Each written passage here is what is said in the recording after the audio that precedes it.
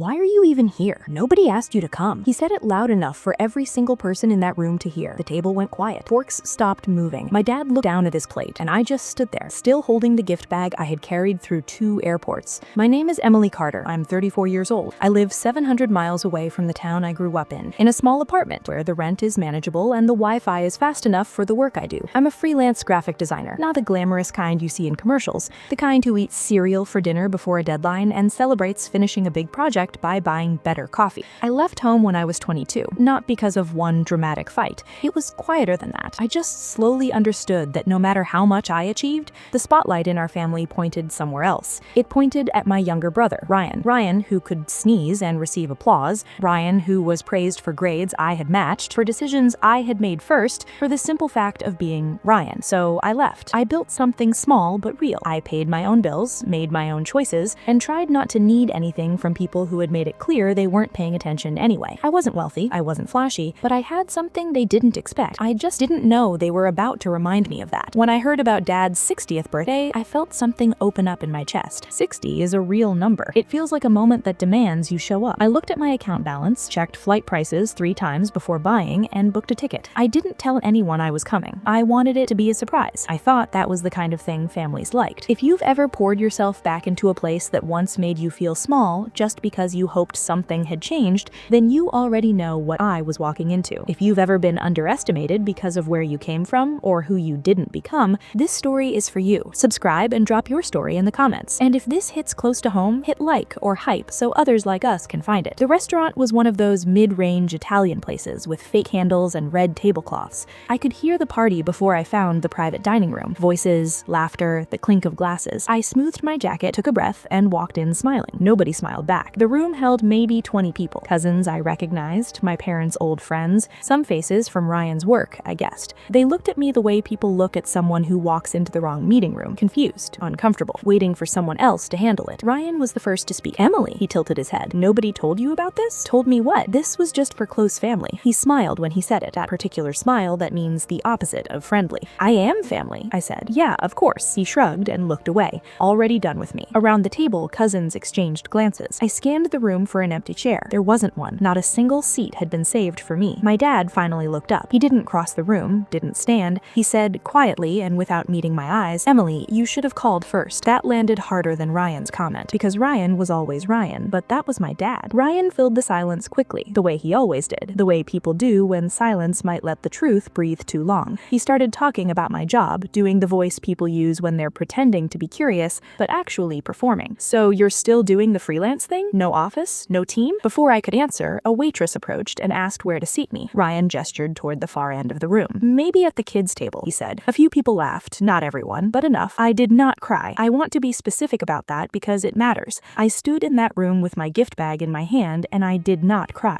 I felt something cold move through me instead. Clarity, maybe. The kind that arrives when you stop hoping for something and start seeing it for what it actually is. Then Ryan cleared his throat and tapped his glass, and that's when I found out what this party was really for. He said, "I also want to take a moment to share some family news. As of last month, I've officially been made a partner in Dad's business." The room applauded. Dad looked proud. Ryan glowed. I stood near the doorway, still without a chair. This wasn't an accident. They had expected me to stay away, and when I hadn't, I became a problem to be managed. Later, I found out about the group chat. Cousins mentioned coordinating travel arrangements, ordering a custom cake, collecting money for a gift. All of it planned over weeks in a thread I was never added to. Not forgotten, not an oversight, simply excluded. During dinner, I sat in a chair someone eventually dragged from another table. Ryan gave a toast that lasted several minutes. Near the end, he said, raising his glass with a grin, "Some of us chose to stay loyal to the family instead of running away." He didn't look at me when he said it. He didn't have to. Everyone else did. I ate quietly. I asked my aunt about her garden. I complimented the pasta. I performed normalcy while something inside me grew very still and very focused. An hour later, I slipped into the hallway to get some air. I could hear Ryan's voice carrying from around the corner. "She probably needs money. Why else would she show up out of nowhere? I give it until dessert before she asks Dad for something." I stood in the hallway and breathed slowly. I wasn't hurt anymore. I was paying attention. They believed I had come here desperate, needy, smaller than them. That belief made them careless, and careless people always tell you exactly what they think of you. What they didn't know was that the woman they laughed at that night was the same person thousands of people online listened to every day. say. Let me explain. For 5 years, I had been running an anonymous blog and video channel. I started it quietly, mostly to process my own experiences with burnout and difficult work environments. I wrote about building a freelance business with no support system, about navigating professional spaces when no one in your family believed in what you did, about recognizing the difference between people who wanted you to succeed and people who only wanted credit when you did. The audience found me slowly, then quickly. By last year, the channel had crossed 1 million followers. The blog pulled in several million monthly readers. I never used my real name. I used a pen name. I kept it separate from my personal life entirely. Ryan had, on multiple occasions, made fun of online creators. Earlier that same evening, in fact, between the bread course and the salad, he had said to a cousin, "People online pretending to be successful are pathetic. It's all performance." He had no idea that the woman sitting 3 feet from him had built exactly that kind of platform, a real one, with real reach. I had written before about family dynamics, about favoritism and the long shadow it casts, about what happens when the child who leaves is treated as a traitor while the one who stays is treated as a hero. My readers connected deeply with those posts. Comments poured in from people who had lived versions of the same story. Sitting in that restaurant hallway, I began to consider whether this night deserved its own post. It was near the end of the evening when Lily found me. Lily was a cousin on my mother's side, quiet in the way people are quiet when they've decided that speaking isn't worth the energy. She sat down next to me and didn't bother with small talk. "Ryan told them to not invite you," she said. "He said you'd make the day about yourself." I nodded slowly. "He's also been telling people all night that you'll ask your dad for money before you leave," she added. "He wants to look generous when he tells your dad to give you something." I looked at her. "He's going to offer me money?" "He wants the audience," she said. "He wants to be the one who helps you." We sat with that for a moment. "You should stay," she said. "Don't give him the clean exit. He should at least have to sit in what he did." I thanked her, and then I thought about what staying actually meant. Not a confrontation, not a scene, something else. That night, back at the hotel, I opened my laptop. I wrote for about 2 hours. The post came easily, the way things do when you're not performing anymore and just saying what happened.